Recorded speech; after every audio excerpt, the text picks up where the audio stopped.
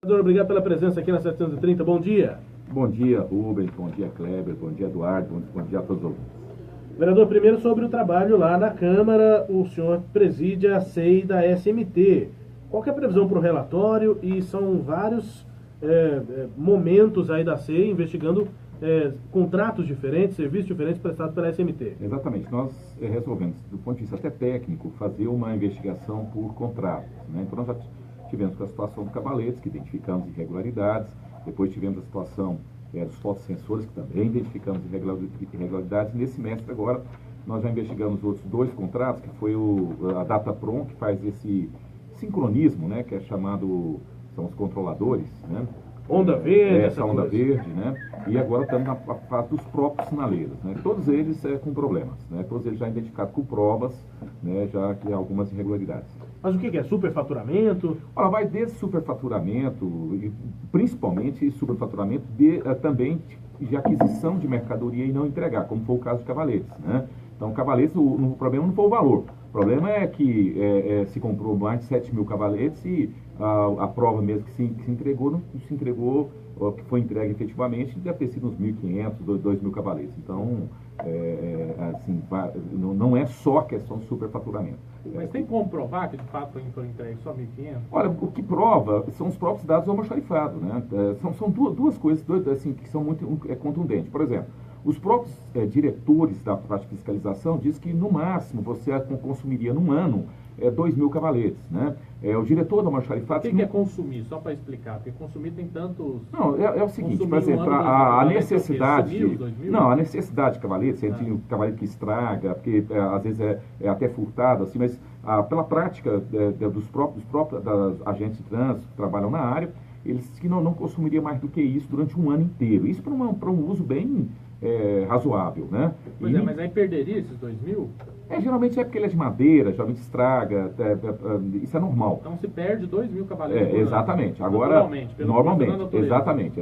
E o que aconteceu é que o próprio diretor do almoxarifado nunca viu esses cavaletes. Então esses cavaletes não entraram lá, sequer caberia esses cavaletes, fisicamente falando, nos locais da SMT. Então, ninguém nunca viu essa quantidade, ninguém atesta que recebeu efetivamente, pelo menos da parte do almoxarifado e da parte de quem usa. Então, para nós já é uma comprovação efetiva, né? Os próprios registros do almoxarifado apontam que não foi efetivamente entregue. E tem um problema, mesmo os que foram registrados, na hora de retirada, os funcionários disseram que usaram as suas senhas indevidamente, porque lá tem que ter registro quem retira. E eles sustentam que eles não retiraram os cavaletes. Mesmo os cavaletes que deram entrada, também teve um problema com relação à sua retirada. Esse negócio de cavalete está parecendo a canção do Zeca Pagodinho com caviar, né? É isso aí. Nunca vi, não comi, eu só ouço falar. Mas paga, né?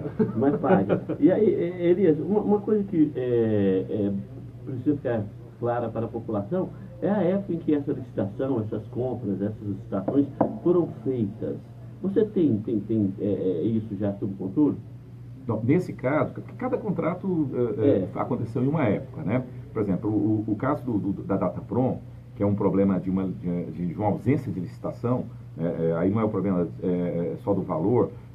Por exemplo, foi em 97 teve uma licitação, o edital obrigava a fornecer o protocolo de comunicação, que permitiria a prefeitura adquirir outros equipamentos de marca diferente, e de 2006 para cá, a prefeitura vem comprando esses equipamentos exatamente dizendo, não tem um protocolo de comunicação. 2006 ainda era Paulo Garcia.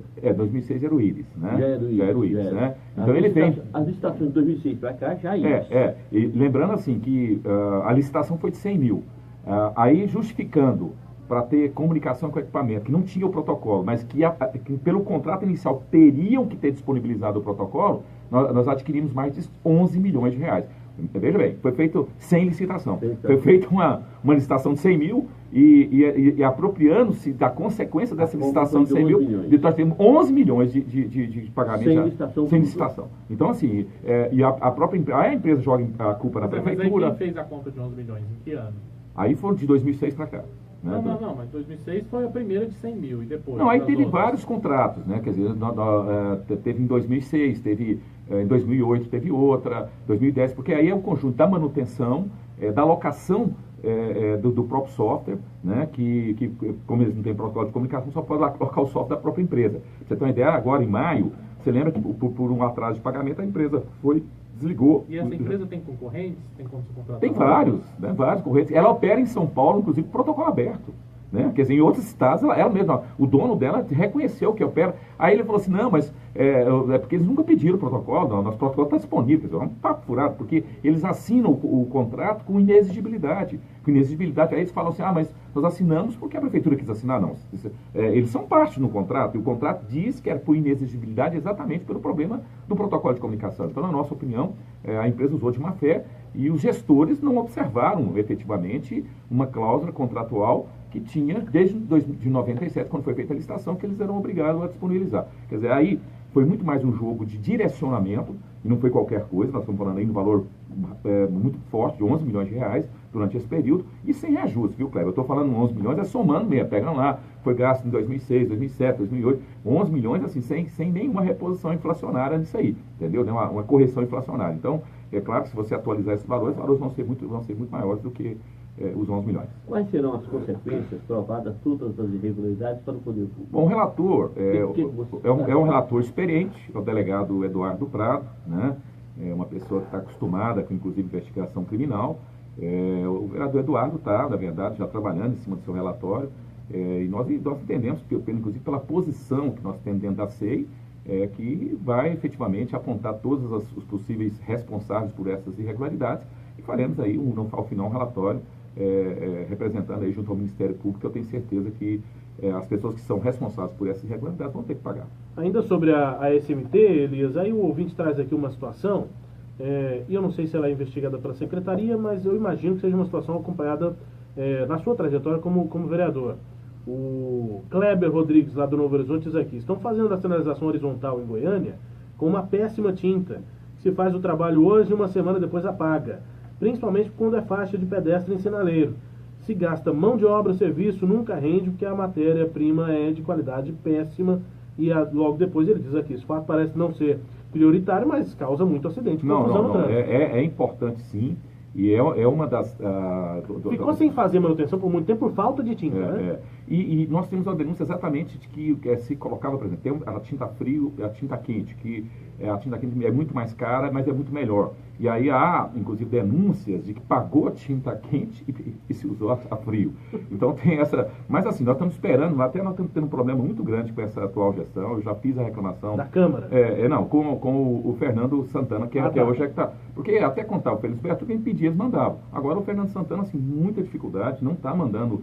na última vez que ele foi ouvido lá, nós reclamamos disso, e o da Tintas é um deles, que nós estamos aguardando, porque é um dos que falta a gente fazer a investigação. Elias, aproximadamente, com todas essas questões aí de semáforo, essa questão do poste aí mais recente, dos cavaletes, o prejuízo na SMT, pelo que a SEI está investigando, deve somar quanto? Não estimamos ainda, né? Mas só dos fotossensores mesmo foi uma coisa absurda. Para você ter uma ideia, o que significa os fotossensores? A empresa Eliseu Cop fez uma proposta que foi 60% do valor, 70% do valor que a empresa AIT fazia. Mesmo assim, a SEI, nós analisando o contrato da Eliseu Cop, eles ainda reduziram, nós fizemos a apresentação formal junto à prefeitura que estava superfaturado, eles reduziram 5.800.000 o contrato deles. Agora imagina como é que estava o da AIT. Então assim, a gente vai ter que somar isso ainda, mas o prejuízo é milionário. Vereador Elias Vaz, do PSB, ao vivo conosco aqui na 730 de Horácio.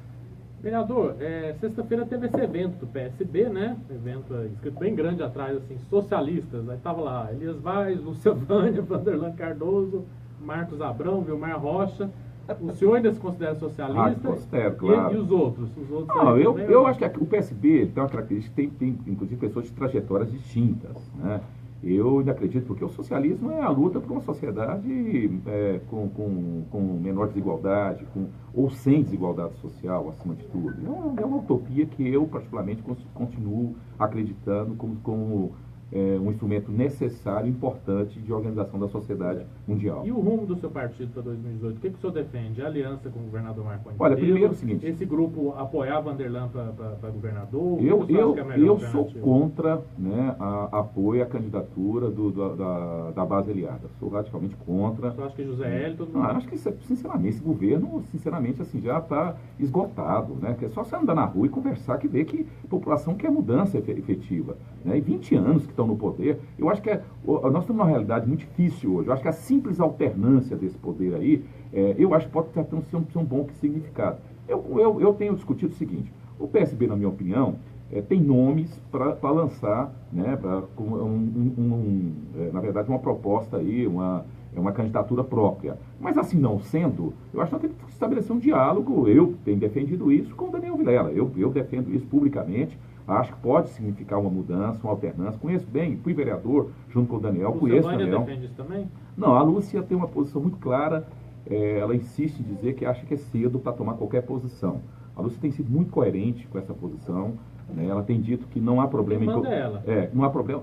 Não é problema de quem manda ela. A Lúcia ouve todo mundo. Ela já me ouviu, tem conversado com o Vanderlan, tem conversado com os deputados, tem conversado com todos os prefeitos, né? E ela tem ouvido cada opinião. Apenas ela tem defendido o seguinte, eu mesmo tive uma conversa com ela, ela disse que não, acho que o momento não é esse. Até porque ela acha que vai acontecer muitas coisas ainda com todas essas investigações. Ninguém sabe como é que vai estar o ano que vem a situação política em Goiás. E regra para a eleição, né? Não sabe como é que são as regras. Então, uma série de questões que ela defende, que eu acho que ela é coerente. Né? E ela tem defendido dialogar com todas as forças, né? Ela defende isso e defende tomar uma posição realmente lá na frente. Ela é contra qualquer posição neste momento. Eu acho que é razoável a posição dela. Né? E aliança com o Caiado, o que você acha? Eu penso que o Caiado, né, eu tenho um problema até ideológico, né, com o que pensa o Caiado, né, eu respeito o Caiado, eu acho que ele é uma pessoa que é muito transparente nas suas posições, mas eu tenho divergência e acho que a candidatura do Caiado é uma candidatura que, se você colocar no primeiro momento, é uma pessoa que tem uma expressão pública forte, mas eu, sinceramente, eu acho que ele não dialoga com aspirações da sociedade, que quer o novo. Falar que o Ronaldo Caiado é novo é brincadeira, né? O Ronaldo Caiado, desde que eu não entendo por gente, ele é candidato a alguma coisa. Então, novo ele não é, né? Então, ele não simboliza um novo. E é perigoso, inclusive, numa polarização, e eu acho que há uma interpretação dessa feita pelo próprio Palácio das Esmeraldas, que considera, por exemplo, que o ZS pode significar mais o novo do que o próprio Caiado. Né? Então, é muito perigoso uma candidatura do Caiado, das oposições, que eu acho que é uma candidatura que pode, inclusive, beneficiar quem está no poder atualmente. Essa aproximação do seu partido, PSB, com o PSD de Vilmar Rocha em Goiás, do ponto de vista ideológico, do ponto de vista de puxar para o mesmo lado, ela faz sentido? Eu acho que tem uma estratégia, existe um problema localizado em Goiás, né? Existe uma vontade de mudança. Eu penso que não é uma vontade de mudança das cúpulas, é uma vontade de mudança da sociedade. Eu acho que você tem que ter um mínimo de sensibilidade. Quem tem um mínimo de sensibilidade política percebe isso. Percebe que a população quer mudança, né? Percebe que a eleição de 2018 será uma eleição diferente. Então, eu penso que, acho que dialogar com todas as forças que percebem essa necessidade, eu acho que é importante. Acho que o PSD tem dado sinalizações também que acho que já constata que não dá mais para continuar com esse projeto que está aí no poder. Então não é para ganhar força na base, para que os dois partidos ganhem mais força para negociar na base? Eu não penso que seja isso, né? Eu não acho que seja esse a posição. O PSB eu tenho certeza que não é, né? A senadora Lucevânia, eu tenho uma trajetória diferente dela, mas eu aprendi a respeitar muito a posição dela. É uma pessoa que, quem se relaciona com ela mais próximo sabe disso, uma pessoa muito, muito séria, muito assim, tem uma posição, não faz joguinho político, ela é uma pessoa muito, muito tranquila na sua posição, e acho que ela não está fazendo joguinho, ela está fazendo uma análise política e ela tem defendido. O PSB vai agir com independência, o PSB não está alinhado automaticamente a ninguém. Vereador Elias Vaz, voltando às questões aqui de Goiânia, qual foi a denúncia, né, que o senhor fez recentemente em relação à folha de pagamento, né, da Comurg? Na verdade é um contrato, né, da Comurg. Exatamente. Nós fizemos uma investigação sobre um contrato de manutenção que foi feito no ano passado, né, em novembro. Assim, com um contrato emergencial, ou seja, são dispensa de licitação. E o que chamou a atenção foi o seguinte, porque a prefeitura começou a fazer um processo que é um pregão, que é um processo concorrencial, onde uma empresa, ela ganha, né, tem questionamento por causa do preço dela, que ela acha que é muito, muito baixo, vai parar no Tribunal de Contas. O Tribunal de Contas, quando chega em outubro, diz assim, pode fazer o contrato, tá tudo bem. Aí, em novembro, a prefeitura faz o emergencial. E aí começa a ter os problemas, né? Além de ter feito o emergencial já com autorização para usar o processo concorrencial normal, né, legal, já era uma irregularidade, mas aí tem mais problemas. Por quê? Porque aquele contrato que foi decidido, que seria decidido no processo licitatório normal, a hora trabalhada, né, seria R$12.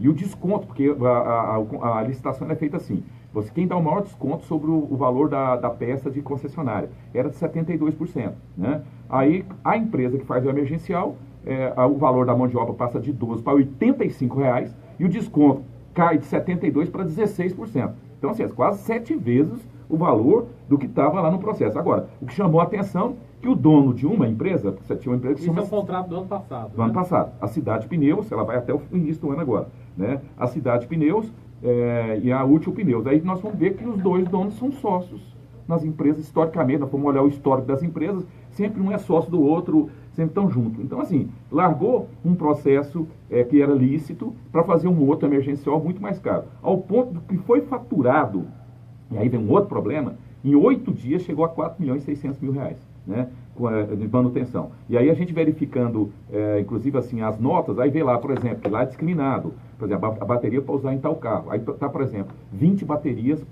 para usar em 5 caminhões. Né? Feixe de mola, 100 feixes de mola traseiro para utilizar em 15 caminhões. Então, assim, são coisas que não é impossíveis. Mas aí, o TCM, né, também, o senhor acha que tem uma culpa nisso aí, de ter enrolado? Não, esse contrato especificamente, não, houve um questionamento, mas o TCM liberou em outubro, e o contrato emergencial foi assinado em novembro, então não tinha sentido isso, né? É quase um mês depois, né? Porque você poderia até falar assim, se o contrato tivesse sido assinado em agosto, você podia falar, não, foi feito até o TCM liberar, mas não, o contrato foi assinado depois. Né? E aí, quando chegou esse início do ano agora, a prefeitura chamou a empresa e falou assim, não, a que ganhou o processo, nós queremos fazer o contrato com vocês. Aí a empresa falou assim, não tem interesse, não. Quer dizer porque estava fazendo o outro muito mais caro, muito melhor o outro. Né? O que é que já foi esclarecido sobre aquela papelaria que vem de poste? Aquilo ali foi uma coisa que chamou a atenção da gente, pela SEI, porque, assim, primeiro que o pessoal fala, Kleber, que esses equipamentos são de alta complexidade, mas não sei o quê, por isso que é caro. Aí você vai ver uma papelaria lá na Vera Cruz, uma papelaria pequena, ganhou para vender poste de sinaleiro aqui em Goiânia, sinceramente. Então, assim, são coisas que a gente vê, quer dizer, é claro que o dono da papelaria não produz esse equipamento, é claro que ele está só atravessando, sendo um atravessador. Então, isso mostra a fragilidade. Porque, Kleber, tem um problema. Quando eu sou a favor das pequenas empresas, tá, mas a gente tem que ter um critério, até mesmo para quem produz, porque eu fico imaginando, amanhã o cara fecha essa empresa, dá algum problema desses sinaleiros, isso vai atrás de quem? Né? Quer dizer, a empresa que fabricou não vendeu para o poder público, então não tem obrigação nenhuma. Aí a empresa dessa que fechou, acabou, você não tem onde recorrer. Então são coisas que a gente tem que tomar muito cuidado, isso chamou a atenção da SEI também, porque a gente vê que tanto que há uma fragilidade desses processos licitatórios. Valorizar pequenas empresas e não pequenos esquemas. Né? Pequenos esquemas, grandes negócios. Vereador, para a gente finalizar, nosso tempo infelizmente já está próximo ao fim, como é que o senhor está avaliando essa questão do mutirama? O senhor fez aqueles apontamentos todos lá em 2012, voltou a reforçá-los agora por conta desse acidente, a manutenção que vinha sendo feita, enfim, o parque continua interditado, e o senhor tem acompanhado as investigações sobre esse acidente. O que vai ser do Parque Mutirama agora? Eu penso que são duas coisas. Primeiro, nós temos um grande elefante branco, né? E ali o que aconteceu foi uma tragédia anunciada. Porque, veja bem, assim, se você analisar, se você compra equipamentos velhos e que vão ter que ser utilizados da forma como teriam que ser, é óbvio que a manutenção desses equipamentos vai ser muito cara se for feita de forma adequada. E se você não fizer de forma adequada, você coloca a população em risco. Então é um problema. Eu costumo dar o exemplo, imagina você comprar um carro com 40 anos de uso, para você todo dia pôr ele na estrada, né, para viajar o tempo inteiro. É óbvio que esse carro vai ter problemas. Né? Então essa é a situação. Para mim ali é chamada uma tragédia anunciada e hoje nós temos um grande elefante branco, sem nem se esse mutirama vai abrir. Viu? Vereador Elias Vaz, do PSB, conosco aqui na 730. Vereador, muito obrigado pela disponibilidade de conversar com a gente. Bom dia, boa sequência no trabalho. Bom dia, eu que agradeço e uma boa semana para todos. Destaques da entrevista você confere acessando o portal 730.com.br e também facebook.com/rádio 730. Vamos embora, amigos. Até amanhã, Kleber. Uma boa semana a todos. Até amanhã. Bom dia, Horácio. Até amanhã. A gente volta com mais primeiro tempo da notícia. Em Goiânia, 7h59. Fique na programação da 730. Grande abraço. Um ótimo dia.